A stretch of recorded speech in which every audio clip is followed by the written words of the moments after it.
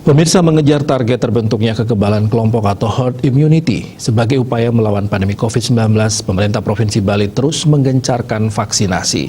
Dari target terbentuk kekebalan kelompok, dibutuhkan minimal 70% dari jumlah penduduk Bali telah divaksinasi.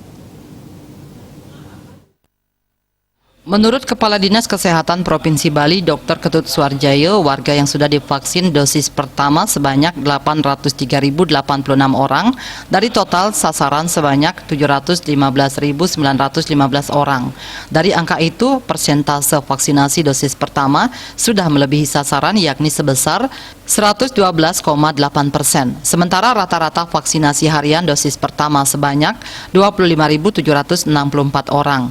Sedangkan dosis kedua vaksinasi baru mencapai 313.928 orang dengan persentase sebesar 43,85%. Rata-rata vaksinasi harian sebanyak 12.211 orang. Jadi di Bali total sasaran sebanyak 715.915.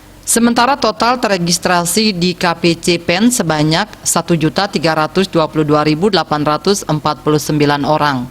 Lebih lanjut dikatakan, vaksin yang sudah didistribusikan oleh Dinas Kesehatan Provinsi Bali ke seluruh kabupaten kota sebanyak 1.926.840 dosis.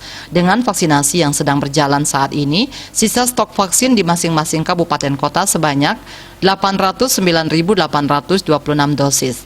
Total vaksin yang sudah digunakan sebanyak 1.117.014 dosis.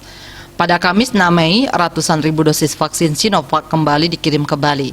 Total vaksin yang dikirim sebanyak 17.050 vial atau 170.500 dosis yang dibungkus dalam 10 koli. Vaksin jenis Sinovac ini tiba di Bandara Internasional Igusti Ngurah Rai sekitar pukul 12 WITA.